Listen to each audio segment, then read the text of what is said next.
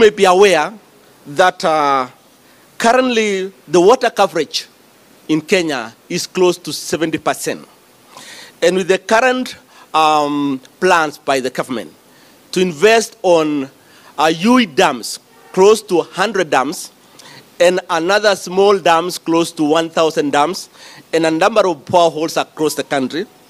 there is need to make sure that all this infrastructure, including irrigation infrastructure, are protected. I have gazetted, effective this month,